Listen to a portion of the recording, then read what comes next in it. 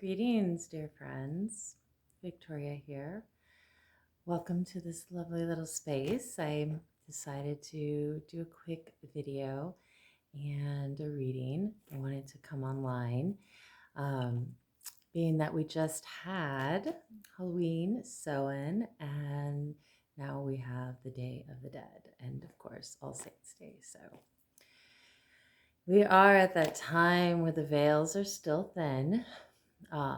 We have crossed that threshold, but they are still thin. And I wanted to talk a little bit about ancestral lineage and patterns and connecting to our ancestors and our future ancestors.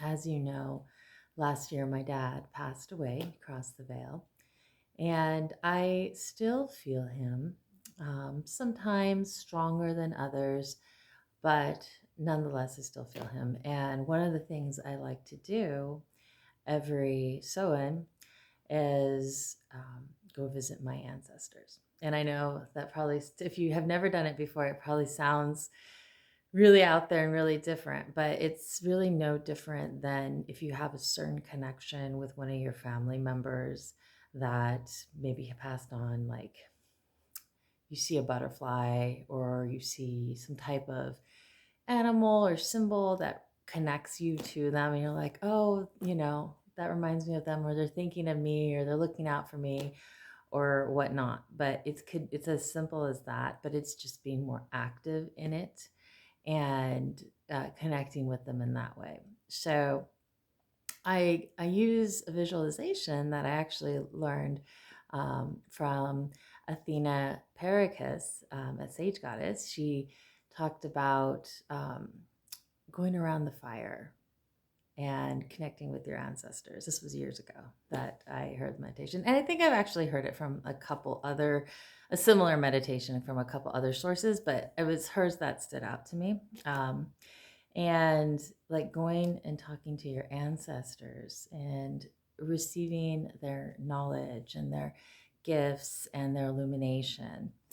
And I really found it helpful and illuminating and comforting and loving. Um, and even it's not just limited to ancestors, it's also past or present or future guardians and guides. And just really in a protected space for yourself. And I felt like that kind of around a bonfire was the way. There's a little bit more guided meditation into it, but that is the general visualization. And going around that bonfire and talking to each one of them. So um, it was neat to do it again this year in my own space and time, just going within and doing it, and meeting with my dad and meeting with my grandparents and meeting with other beings that came through and seeing what the messages and knowledge was there for me, and moving out of the end of one year and moving into the new year. As you know, or if you don't know, Soen, it means summer's end. So it's the end. It's the end of the harvest season. Soen is the third and final harvest. So you're taking those final fruits that you've worked all year long in growing and building. And maybe some have come to pass and some haven't, but you're clearing the slate and you're releasing them. If they haven't come to fruition, you're releasing them back to Gaia, back to the earth. And then you're moving forward into the new year, into the new season, into the rest season before we go into the spring. So the winter is the rest. And the end of the winter is, when you start to plant those seeds again for spring, but we're in the rest place right now. So that being said, one of the things that is a great thing to do when you're connecting with your ancestors is also releasing old ancestral patterns, healing old ancestral patterns that no longer are really needed. And well, maybe they were never needed, maybe they were not healthy. So releasing those into Gaia, into Mother Earth for transmutation, you could do it that way.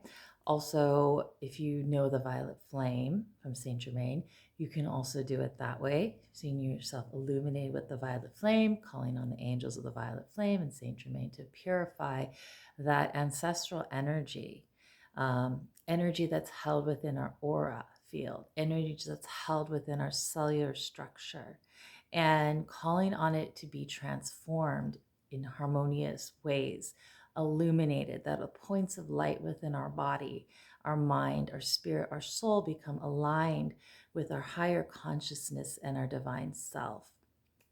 So it's a great, you can do that anytime, but it's a great time to do it now. We are so connected with that spirit side of the veil at this time, whether you realize it or not. It's the perfect time. And sometimes there's fears that come up with the other side of the veil, but I think that there are more fears that society has placed on that idea. And what I invite you to do is call upon your angels, call upon God, call upon Goddess, call upon your source energy to embrace you and to form that bubble of protection that you know we all have. But sometimes it's good to reinforce it and reestablish it and call on Archangel Michael or whoever your guardians of protection are for you. To, if you are a little antsy about connecting with your ancestors, call upon that protection. Call upon only the light of God is welcome herein. Those are key words. And when you state your boundaries, nothing can pass through that. But you must state your boundaries and you must call on the highest divine force. So it's as simple as that. Only that which is the light is welcome herein. You've stated your intentions, you've stated your boundaries, and that in must follow because you are the creator of your own reality. We have guardians, we have source that helps us, angels that help us as we acknowledge them. But ultimately, what we create will always be around us. Our creations are always around us. So when we create light, when we create established boundaries, they must stay. And of course, you do it consistently, So anyhow, I just wanted to invite you to do that. If you have thought of it, wonderful. If you haven't, but you haven't done it, it's still a great time to do it. Healing ancestral patterns, because you're not just healing them for yourself and you're not just healing them for the past, you're healing them for the future. And you may say, well, I don't have any children right now. Well, it still passes on through your family line, through nieces and nephews. So as you heal them in the past, you heal them for the future. You heal them in all dimensions of space and time. So it's a wonderful thing to do. So I did pull some cards, and I pulled from the Angels and Ancestors deck, which I thought was very fitting for this time. And I also pulled from my new deck that my mom got me. I love it. It's the Everyday Witches Tarot. It's so wonderful, so adorable, lighthearted, just full of like brightness and everything that I love.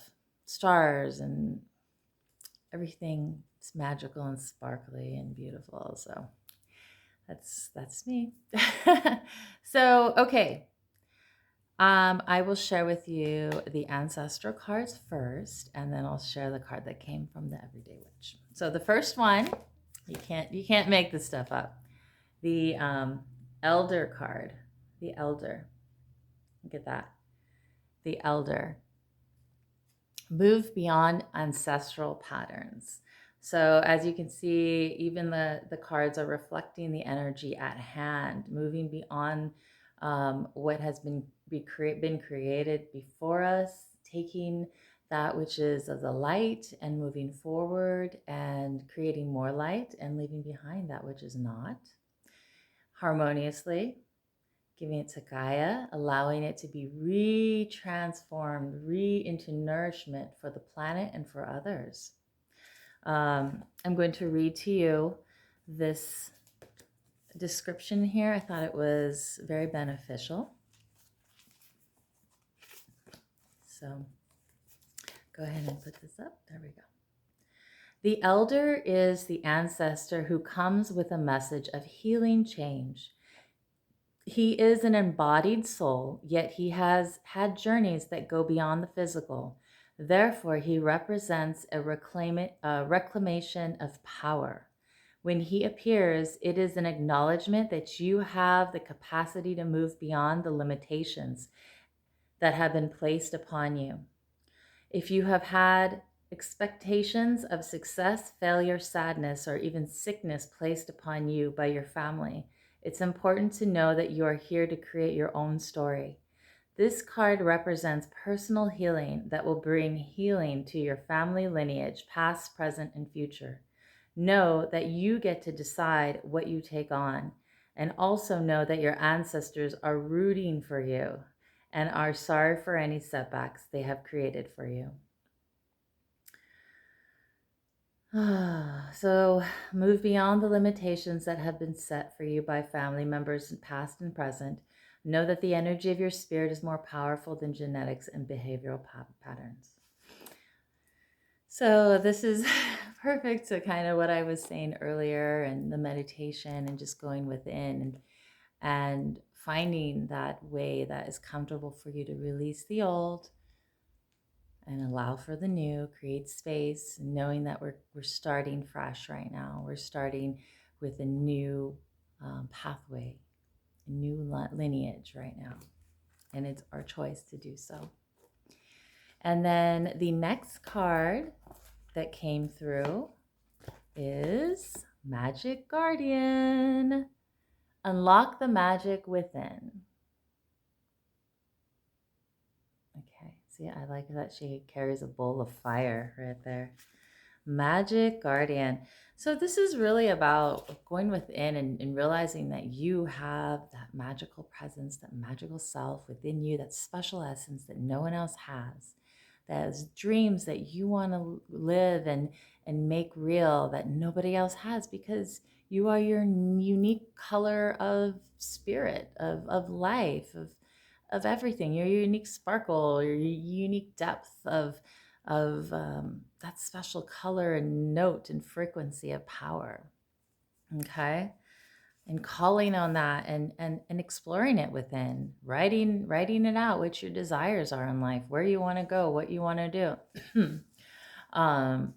What's your passions? Bring that up, see what it is, put it on paper, and then take action on what seems in highest integrity and is the most exciting thing that you can at this time. So let me go ahead and read something from here. Here we go. You are the magic. You are the answer. You have it all within you.